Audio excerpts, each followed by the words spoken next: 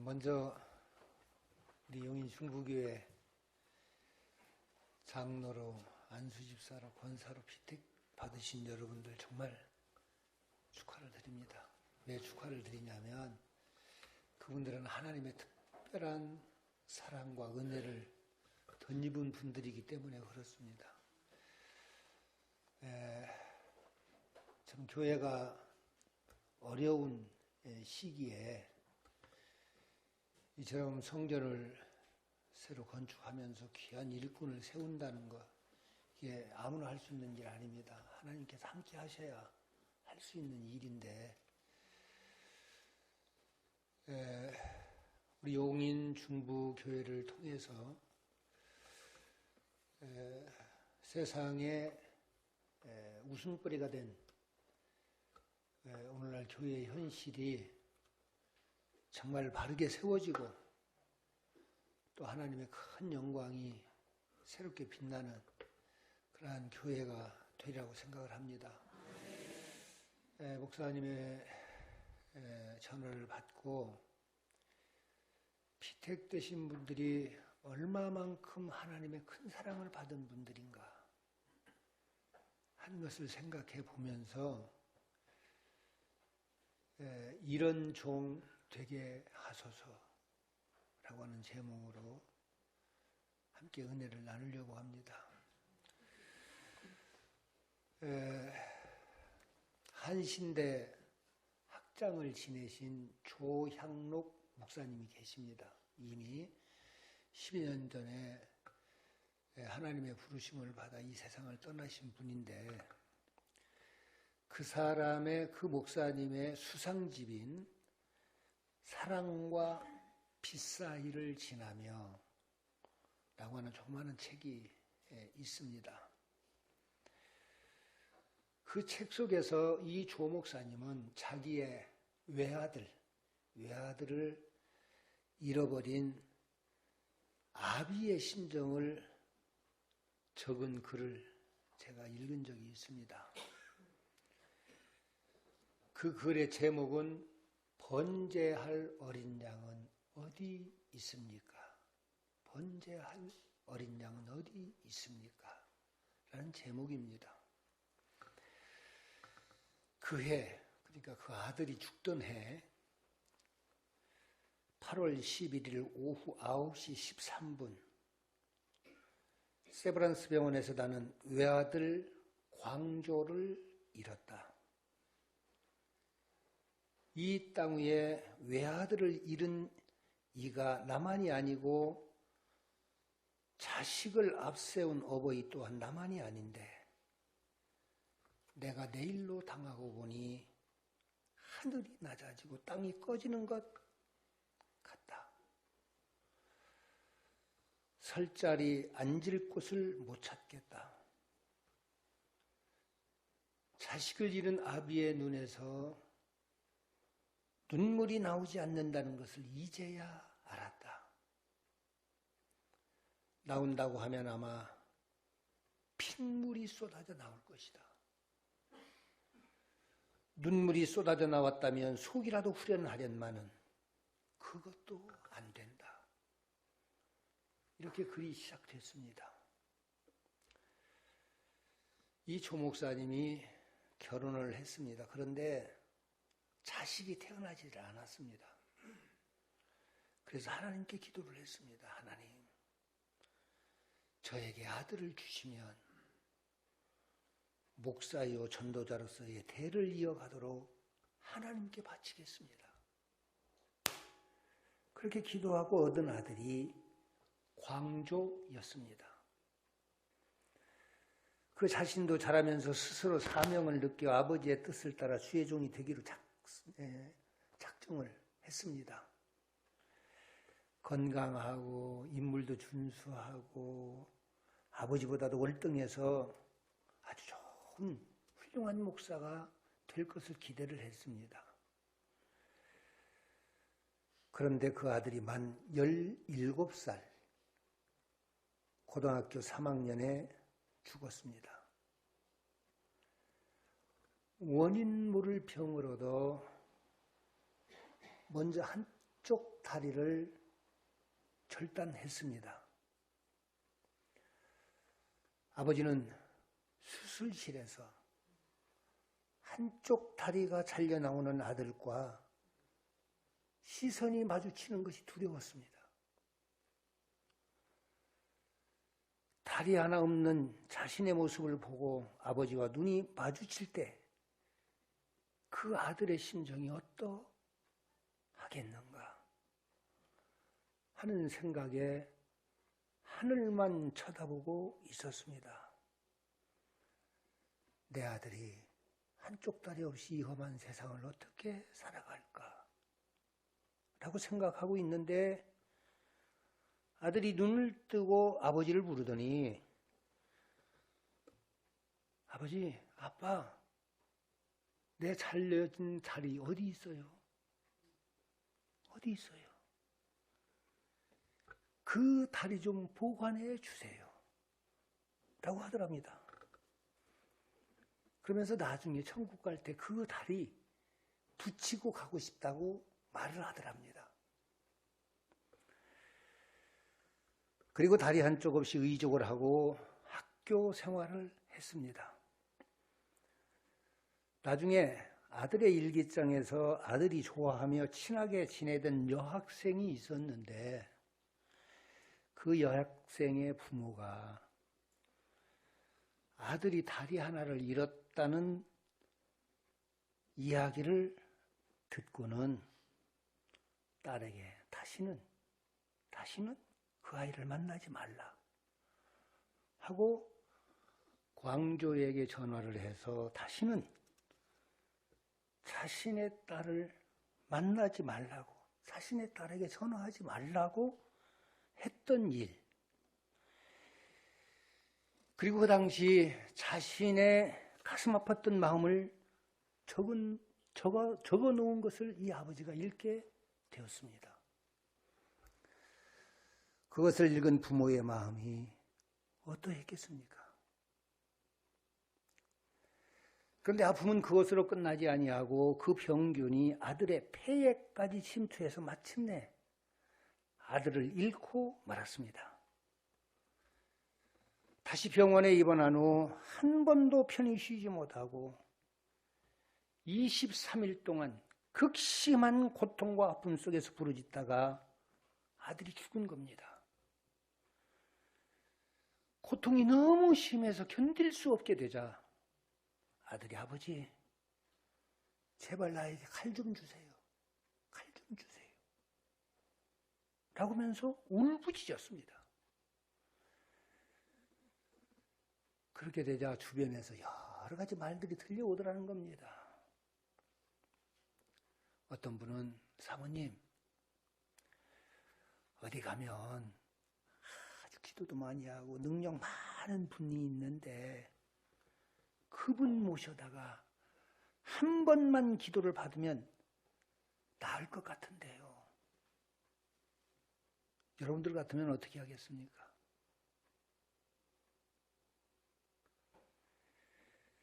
그러나 조 목사님은 거절하셨습니다. 그리고 이렇게 말씀하셨습니다. 죽어가는 자식의 모습을 보면서 부르짖는 부모의 기도는 듣지 않고 능력 많은 다른 사람의 기도를 들으시는 하나님이라면 나는 그 하나님을 나의 하나님으로 믿을 수가 없습니다. 그리고는 목사님이 하나님께 묻습니다. 하나님, 불과 나무는 있거니와 번제할 어린 양은 어디 있습니까? 하나님이 이 아들을 번제로 드리라는 말입니까? 목사님은 마침내 차라리 아들을 바치자, 하나님께 바치자 라고 작정했습니다. 그리고 아들도 아버지의 뜻에 스스로 순종했습니다. 광조야, 너는 이미 내가 하나님께 바친 아들이야. 그러므로 너는 내 것도 아니고 너 자신의 것도 아니야. 그러니 너는 내 영혼을 하나님께 부탁해라. 하나님께 이미 바쳤으니 너는 하나님의 것이야. 지금 너를 데려가도 하나님이 데려가시는 것이고 또 살려주셔도 하나님이 살려주시는 거야. 아들도 순종하기 시작했습니다. 고통이 극도에 달했을 때 목사님은 의사에게 부탁했습니다. 제발 수면제 주사를 놔서 아들이 잠이라도 한숨 푹 자고 죽을 수 있도록 해달라고. 그러나 의사가 거부했습니다.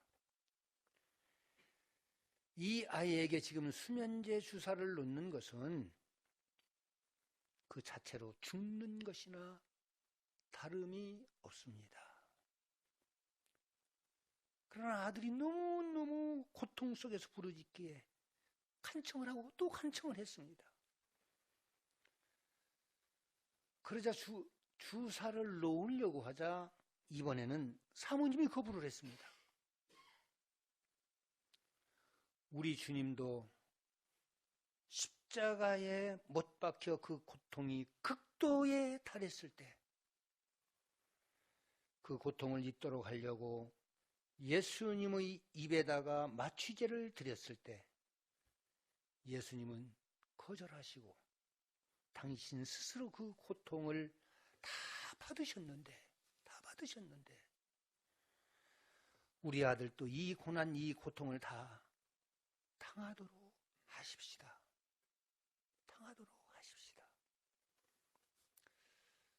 아들이 죽던 날 아침 아들이 조그마한 쪽지에 그림 하나를 그렸습니다. 지도였습니다. 서울역을 그리고 남대문 가는 길을 그려놓고 아이스크림 가게 이름을 적어놨습니다. 거기서 아이스크림 좀 사다 달라는 겁니다.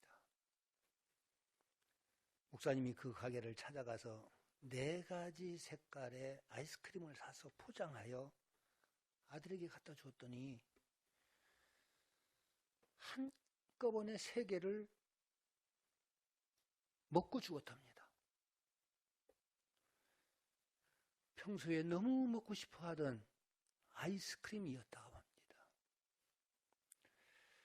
그날 밤 아들이 죽는 시간이 가까워 왔을 때 그 아들이 말했습니다. 나는 이제 떠납니다. 그리고는 둘러서 있는 부모와 가족들 그리고 교인들 한 사람 한 사람을 쳐다보면서 손을 흔들면서 작별 인사를 했습니다. 그리고 아버지에게 뽀뽀를 좀 해달라고 그러더랍니다. 조목사님이 아들에게 뽀뽀를 해주자 이번에는 찬송을 불러달라고 그러더래요. 그래서 내 주를 가까이 하게 하는 이 찬송을 2번 부르고 난 후 아빠 기도해줘 라는 말에 조목사님이 아들을 위해서 기도하는데 그 기도 소리를 들으면서 죽었던 겁니다. 저는 그 책을 읽어 내려가면서 정말 대나무 꼬챙이로 누군가가 제 2 눈을 꽉 찌르는 것 같은 느낌을 받았습니다. 그리고 혼자 울고 또 울고 한없이 울었습니다. 제 자신이 믿음의 가정에서 자라 하나님이 우리를 사랑하신다는 말을 수없이 듣고 또 알고 있지만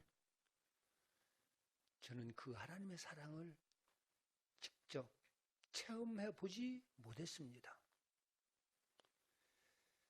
신학교에 가서 하나님의 사랑을 이성적으로 배우고 신학적으로는 생각해 보았지만 하나님의 사랑을 구체적으로는 믿지 못했습니다. 그런데 아들을 잃은 그 아버지의 마음을 읽는 순간 저는 하나님의 마음을 읽게 되었습니다. 아, 하나님이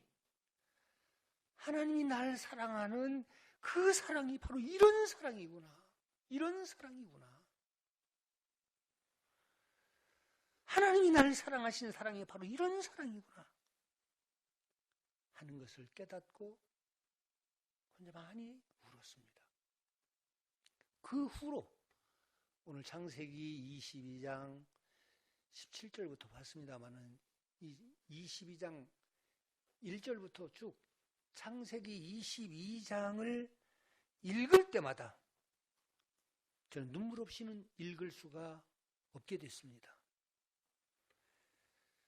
요한복음 3장 16절에 하나님이 세상을 이처럼 사랑하사 독생자를 주셨으니 이는 그를 믿는 자마다 멸망치 않고 영생을 얻게 하려 하시니라 라고 그랬고, 로마서 8장 32절에 자기 아들을 아끼지 아니하시고 우리 모든 사람을 위하여 내어주시니가 어찌 그 아들과 함께 모든 것을 우리에게 주시지 아니하겠느냐 라고 했습니다. 이 말씀들에는 하나님이 우리를 사랑하시는 사랑의 극치가 담겨져 있습니다. 우리가 창세기 22장을 잘못 읽으면 하나님께서는 우리에게 자식이나 요구하시고, 우리는 하나님께 자식을 무자비하게 바쳐야 되고 그래야만 하나님이 복을 주신다는 이야기로 이해를 할 수도 있습니다. 그러나 그게 아닙니다. 창세기 22장은 하나님의 이야기입니다. 하나님께서 오늘 우리 용인 중부교회에 특별히 교회가 어려워져 가고 있는 이 시대에 장로로, 권사로, 안수 집사로 세워주신 것은 그만큼 하나님이 여러분들을 사랑하셔서 그 외아들을 십자가에 내어주신 이야기와 똑같은 것입니다. 그 외아들 예수 그리스도께서 아버지의 뜻을 따라 도살장으로 끌려가는 소처럼, 털 깎는 자 앞에 순종하는 양처럼 아버지의 뜻에 순종하는 이야기입니다. 창세기 22장은 아브라함이 하나님을 사랑해서 그 아들을 바치는 이야기이기도 하지만 성경 전체의 맥락 속에서 볼 때는 하나님이 우리를 사랑하셔서, 하나님이 나를 사랑하셔서 그 외아들을 우리 대신 죽음에 내주시는 이야기입니다. 그런데 아브라함이 그 아들 이삭을 하나님께 바치는 과정을 보면 행동만 있지 말이 없습니다. 침묵뿐입니다. 사랑을 쏟아부었던 아들 이삭을 죽여서 불태워 바친다고 할 때 그 아버지의 마음은 말을 할 필요가 없습니다. 이것이 아버지의 아픔이요 슬픔입니다. 하나님의 외아들 예수 그리스도께서 십자가에 달려 돌아가실 때 하나님은 말을 하시지 않습니다. 침묵만을 지키셨습니다. 예수님을 끌고 갑니다. 구경하는 주변에 많은 사람들이 예수님을 향해 침을 뱉습니다. 예수님을 조롱합니다. 예수님을 십자가에 못 박습니다. 예수님에게 가시관을 씌웁니다. 그리고 예수님의 피가 십자가 위에서 한 방울 한 방울 떨어집니다. 태양이 예수님의 몸 위에 뜨겁게 내리쬐입니다. 견딜 수 없는 고통이 몰려옵니다. 예수님이 부르짖습니다. 내가 목마르다. 내가 목마르다. 마침내 예수님이 하늘을 향해 부르짖습니다. 나의 하나님, 나의 하나님, 어찌하여 나를 버리셨나이까? 어찌하여 나를 버리셨나이까? 그래도 하나님은 침묵하십니다. 아들이 죽어가는 모습을 보는 아버지의 심정은 말을 할 수가 없었던 겁니다.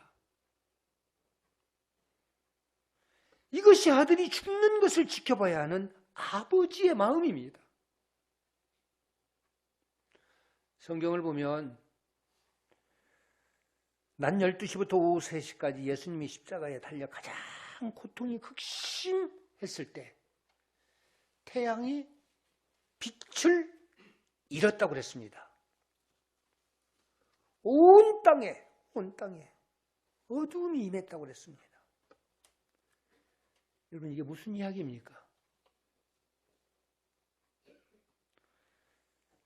하나님께서 차마 당신이 사랑하시는 외아들이 고통스러워하는 그 모습을 볼 수가 없어서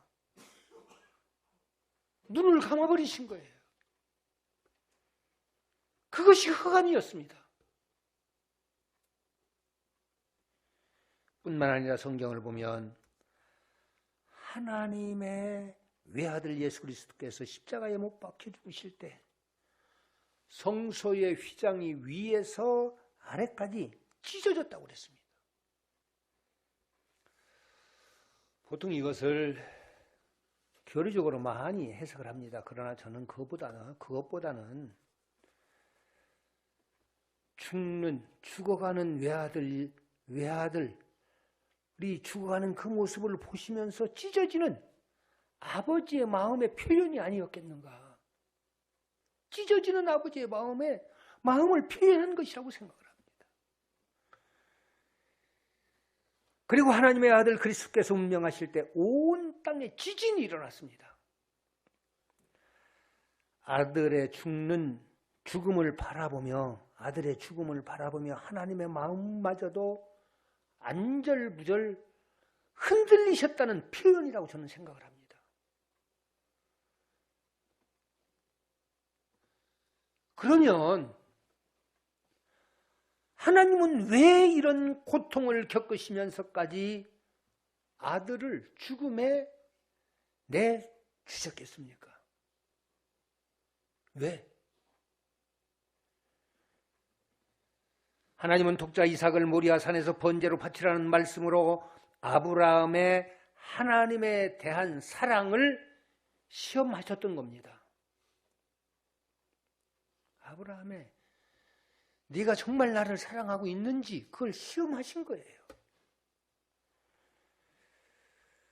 아브라함이 하나님을 진짜 사랑하는지 얼마만큼 사랑하는지 테스트하신 거예요.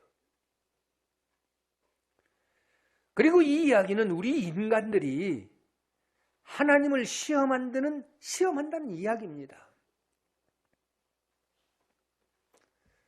하는 일이 잘 되면, 내 뜻대로 되면 하나님이 나를 사랑하시고 축복해 주신다고 이야기하다가 이 일이 뜻대로 안 되고 어려운 일이 생기면 하나님이 꼭 나를 버리신 것 같고 하나님이 나를 사랑하시지 않으시는 것 같고 하나님이 나를 멀리 떠나 계시는 것 같고 그래서 하나님께 말합니다. 하나님, 정말 나를 사랑하십니까? 진짜 나를 사랑하시는 겁니까? 하나님이 나를 사랑한다는 증거가 뭡니까? 이렇게 우리는 하나님을 끊임없이 시험합니다. 그런데 하나님은 이스라엘 백성들에게 누누이 말씀하셨습니다. 에레미야 31장 35절을 보면 여호와께서 이와 같이 말씀하셨느니라. 그는 해를 낮에 빛으로 주셨고 달과 별들을 밤에 빛으로 정하셨고 바다를 뒤 흔들어 그 파도로 소리치게 하나니 그의 이름은 만군의 여호와니라. 하나님께서 해를 낮에 빛으로, 달과 별들을 밤에 빛으로 주신 이 규정이 무너지지 않는 한, 해가 없어지고 달이 없어지고 별들이 없어지지 않는 한, 하나님께서 우리를 사랑하시는 그 사랑도 무너지지 않는다는 그러한 말씀입니다. 그런데 오늘 용인중복교회에 권사로, 안수집사로, 장로로 피택되신 여러분들은 이와 같은 사랑을 지금 하나님께 받은 거예요. 이 사랑을 받았어요. 그분들뿐만 아니라 이 재단을 섬기는 모든 분들도 하나님의 이와 같은 사랑을 지금 받으신 겁니다. 그렇다면 이 엄청난 하나님의 사랑을 받은 우리들이 하나님 앞에서 어떤 모습으로 일을 해야 되겠느냐 이 말이에요.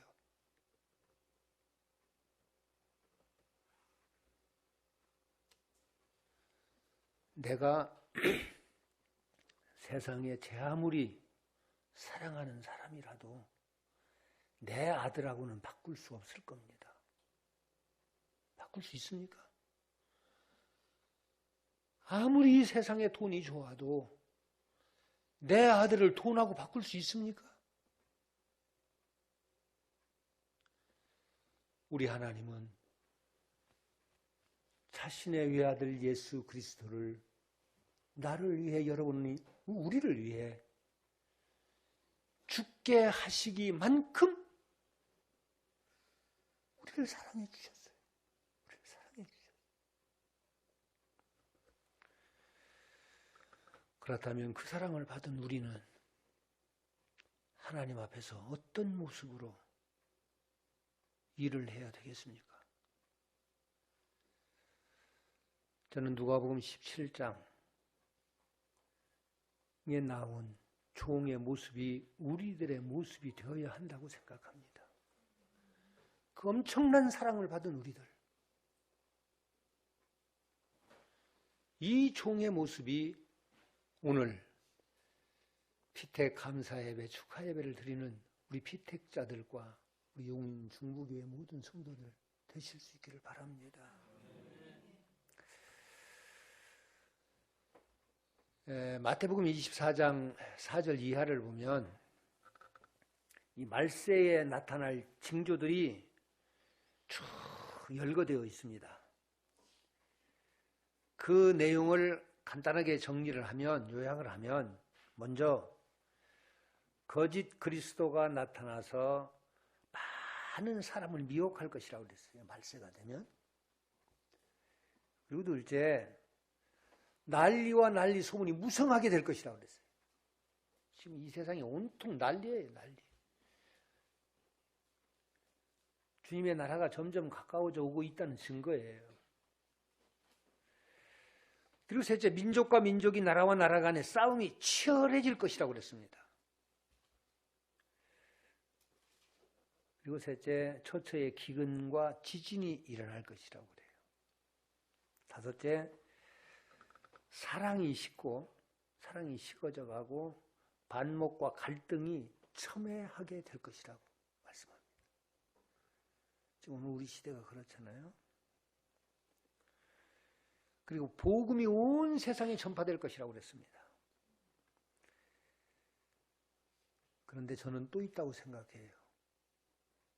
그것은 장로, 안수집사, 권사들이 11조 제대로 하지 않고 새벽 기도에 나와 기도하지 않는 거예요. 이 말세가 되면 그런 징조가 나타나는 거예요. 여러분, 이게 진짜예요, 진짜. 성경에는 나와 있지 않지만 저는 이 아멘이라고 생각해요. 아멘이에요. 말세가 되면 항존 직분자들이, 장로가, 권사가, 안수집사가 11조 않고 새벽기도 않고 그런 징조가 나타난다니까요. 말세가 되면.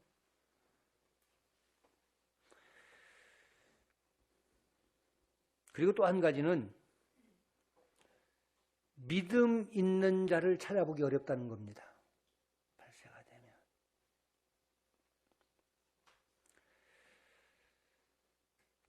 여기 누가복음 17장을 보면 예수님께서 인자가 올 때에 믿음이 있는 자가 있는 자를 보겠느냐, 믿음 있는 자를 보겠느냐라고 하셨습니다.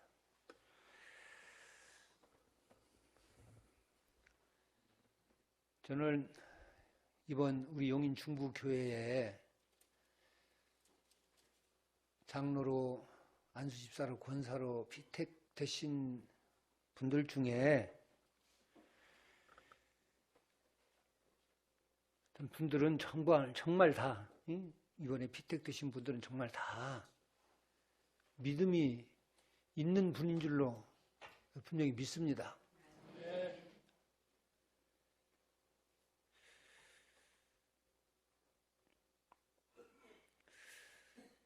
여러분 한번 생각해 보시기 바랍니다. 여기 오늘 본문의 비유 목적은 예수님께서 비유로 하신 말씀이거든요. 본문이 그 누가복음 17장 7절 이하가.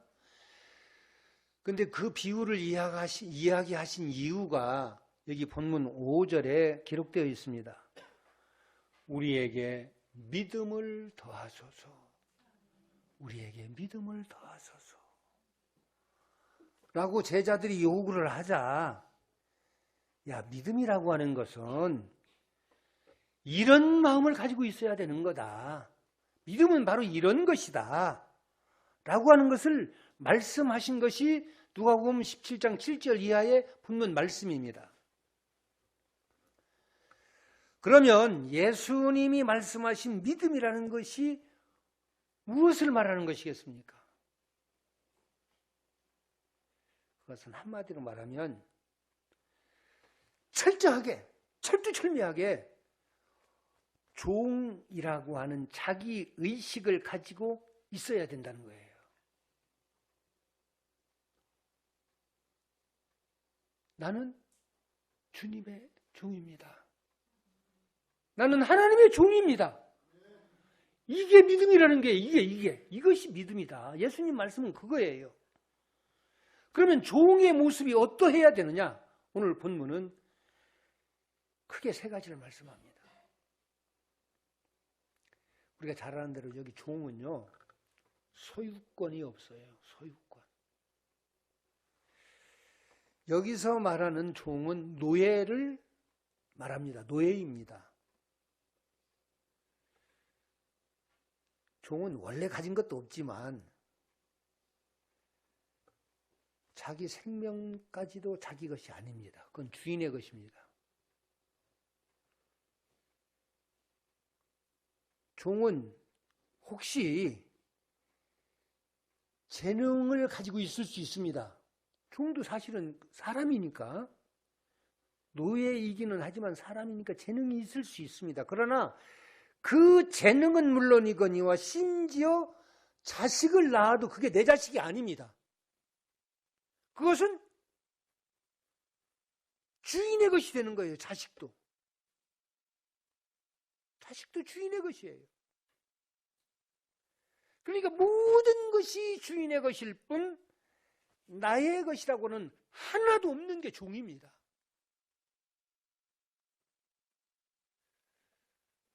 물질도 재능도 명예도, 아니 나 자신마저도 나에게는 전혀 소유권이 없는 게 종이에요.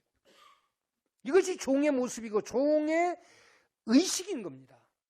그렇다면 이번에 피택되신 우리 항존 직분자들 여러분들, 그리고 오늘 이 시대에 하나님의 자녀여 하나님의 사랑을 받고 믿음의 생활을 하고 있다고 하는 우리 성도들, 내가 주님 앞에서 지금 종의 모습으로 살아가고 있는지 한번 스스로에게 물어보시기를 바랍니다.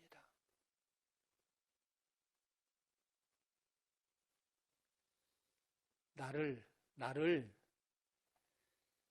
목사로 만들기 위해, 나를 장로로 만들기 위해, 나를 집사로, 권사로 만들기 위해 하나님이 그 엄청난 사랑을 쏟아 부으셨어요. 그러면서 예수님은 믿음의 사람은 이런 모습을 가져야 된다 하고 지금 말씀하시는 거예요. 나의 것이 없는 거예요. 다 주님의 것입니다. 주님, 나를 받아주시옵소서. 나의 모든 것을 들어서 하나님의 영광 위에 사용해 주시옵소서. 이게 종의 고백인 거예요. 둘째, 종은 절대 순종을 합니다. 무슨 일을 할 때 아이고 왜 해야 됩니까? 언제? 어떻게 해야 돼요? 하고 물을 수도 없고 따질 수도 없습니다. 종은 그냥 가라고 하면 가고 오라고 하면 오는 것이 종입니다. 밤을 지새우라고 하면 지새워야 할 뿐이지 거절이라는 것이 있을 수가 없는 거예요. 여러분 여기에 무슨 불평이 있고 무슨 질문이 있겠습니까?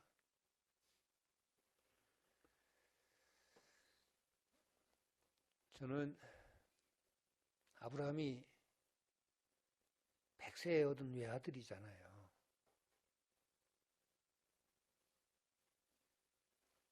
그 외아들을 바치라고 할 때 얼마나 속으로 기가 막혔겠습니까? 한마디 대꾸도 하지 않았습니다. 아니 줄 때는 언제고 또 바치라고는 왜 바치라고 합니까? 그 말도 안 되는 소리를 하십니까? 이야기하지 않았습니다.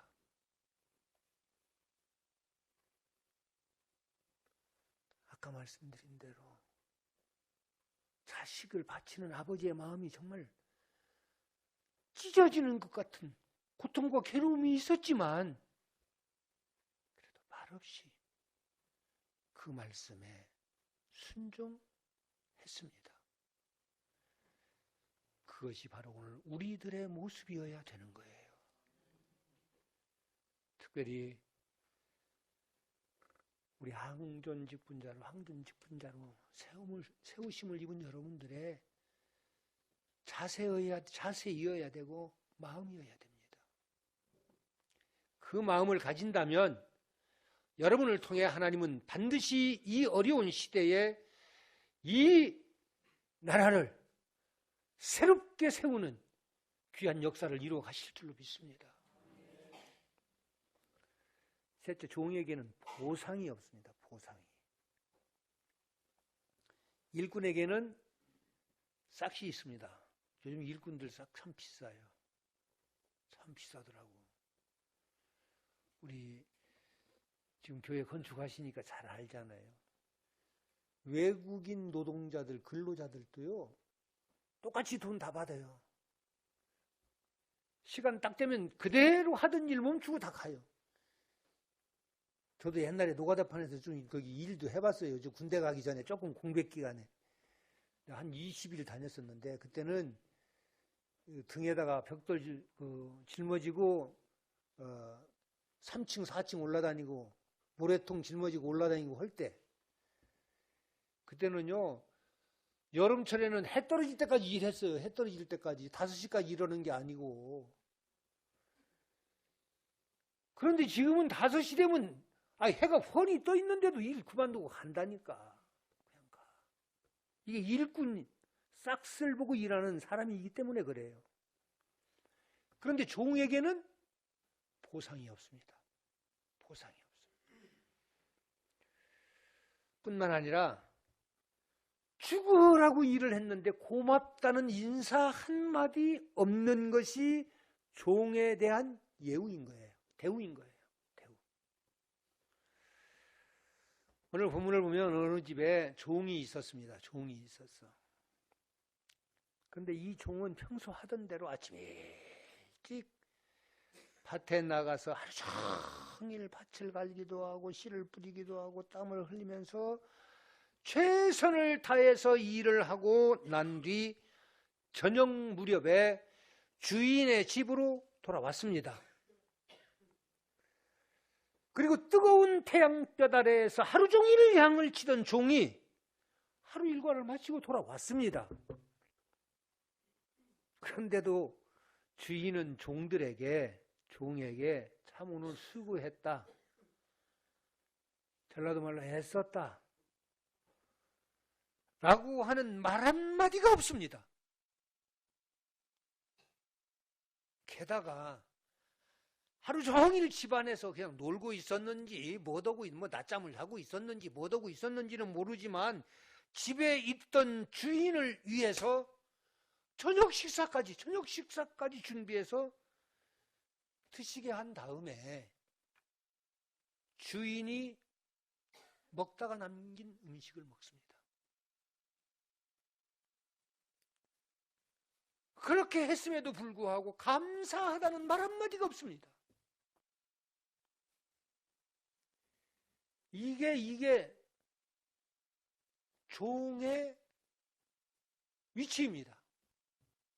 종은 이런 대접을 받는 거예요. 그럼에도 불구하고 이 종은 주인에게 나는 무익한 종입니다. 나는 무익한 종입니다. 라고 말을 한다는 거예요. 죽으라고.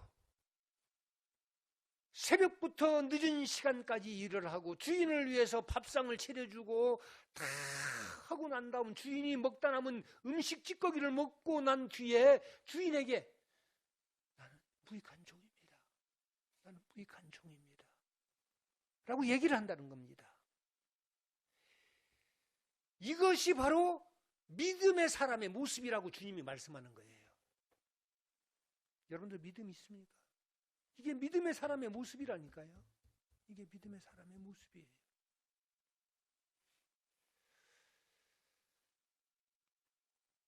오늘 우리 용인 중부교회 피택되신 모든 분들, 또 모든 직분자들 이와 같은 모습으로 주님 앞에 설 수 있기를 바랍니다. 이와 같은 종의 의식을 가지고 이해하는 믿음의 직분자들이 되시어서 하나님의 넘치는 사랑과 축복을 덧입는 우리 직분자들 또 우리 모든 성도들 되실 수 있기를 바랍니다. 기도드리겠습니다. 우리 아버지 하나님 참 감사합니다.